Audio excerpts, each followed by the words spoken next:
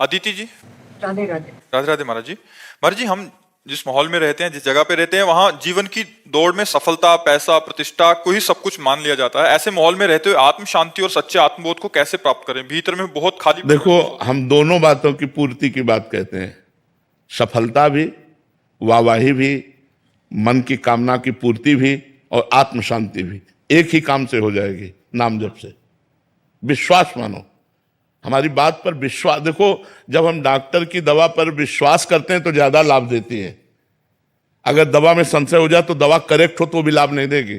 अगर हमें डॉक्टर की दवा पर पहले तो हमें विश्वास होता है आसपास के कहने वालों से कि बहुत बढ़िया डॉक्टर है, फिर वो कि यार ये जो दवा देता है वो सटीक दवा है, तो वो दवा का एक दिमागी सिस्टम बड़ा काम करता है कि अगर हमें ये विश्वास हो कि डॉक्टर बढ़िया है और दवा करेक्ट देता है तो वो ज्यादा लाभ देती है। अगर आपको विश्वास हो कि महात्मा सही हैं और ये जो बोल रहे हैं इससे हमें लाभ मिलेगा, तो आप अच्छे से अच्छे कर्म को करने में सकुचाएंगे नहीं, बुरे कर्म में सकुचाहट पैदा हो जाएगी, आप एक अच्छे बन सकते हैं। तो हमारी बात मान लो, लोक परलोक के दोनों सुखों को दाता, दोनों सुखों को देने वाला भगवान का नाम है। आप जप लो, इसमें पैसा नहीं लगता। आप जब के खुद देख लो, लेकिन लंबे समय तक, जब तक तुम्हारा पाप नष्ट नहीं होगा तब तक नाम का प्रभाव समझ में नहीं आएगा। और जिस दिन पाप नष्ट हुआ, नाम का प्रभाव समझ में आया, आनंद ही आनंद रहेगा, इस लोक में भी और परलोक में भी। यहां भी तुम्हारी कामनाओं की पूर्ति करेगा नाम, और परलोक में भगवत प्राप्ति कराएगा, और बिना पैसा का। भाई, इसमें आप अपने काम करते रहो, जो व्यापार कर रहे हो, जो नौकरी कर रहे हो, और राम राम राधा राधा बोलने में क्या जाता है? क्या जाता है? आप देख लो, खुद देख लो कि आपका परिवर्तन होता है कि नहीं होता है। आप जो लोग कहते हो कि हम आपकी बात सुनकर परिवर्तन होता है, बात समझना, जो नाम जप है, जो यहां होता है, उससे छू के जो बात निकलती है वो तुम्हारे ऊपर जाकर काम करती है। अगर नाम जप ना हो तो बात तो बहुत जगह ये होती है।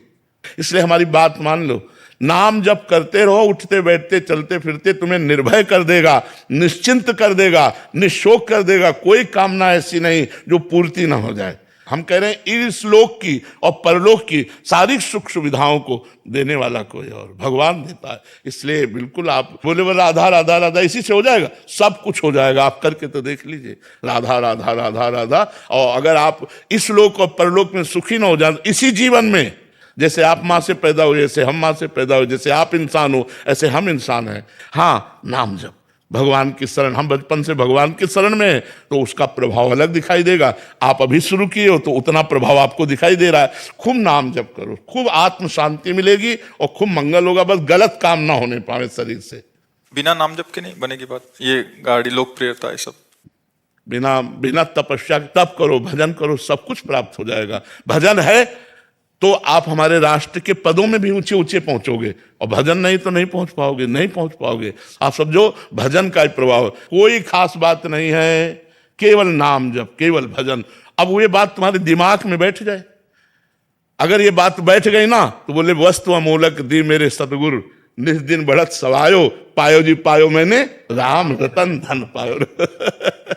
अभिषेक जी, राधे राधे महाराज जी। राधे राधे महाराज जी। महाराज जी, मैं अपनी तरफ से बंदर सेवा, गौ सेवा, मछली सेवा, पंक्षियों की सेवा सब कुछ करता हूँ, पर मन बहुत विचलित रहता है। कभी लगता है परिवार के साथ रहूं, कभी लगता है सब छोड़ छोड़ के अपना जीवन भक्ति मार्ग पे अग्रसर हो। नहीं, हम छोड़ छाड़ के भागने वाली बात तो बिल्कुल गलत समझते हैं कि आप अपने परिवार को, आप अपने कर्तव्यों को आप छोड़ करके भागें, कहीं एकांत जाएं।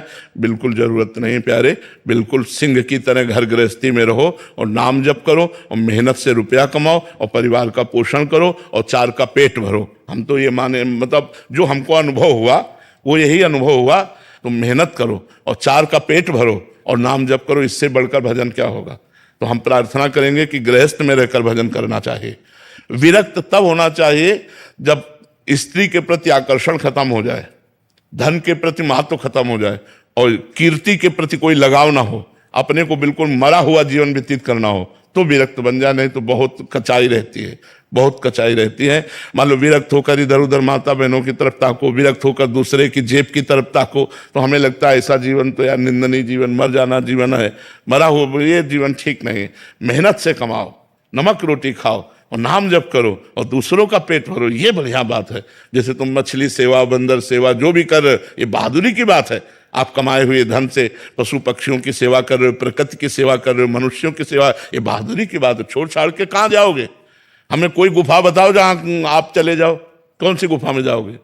तो ऐसे बिल्कुल भागने, बहुत विवेक से चलने की जरूरत है। ये सहसा ऐसा काम ना करे कि सहसा हम सब छोड़ दिया और अभी सत्कर्म कर रहे हो तो छोड़ने का मन हो रहा हो, जब आके यहाँ भंडारा खाओगे ना तो फिर बुद्धि भ्रष्ट हो जाएगी, बुद्धि बदल जाएगी। इसलिए जहां हो वहीं रहकर भजन करो और मंगल में विधान करो, अपने राष्ट्र को सुख पहुंचाओ। अगर हम 5 लोगों की सेवा कर रहे हैं तो अपने राष्ट्र की सेवा कर रहे हैं। हम जब पशु पक्षियों की सेवा कर रहे हैं, अपने राष्ट्र की सेवा कर रहे हैं, अपने भगवान की सेवा कर रहे हैं।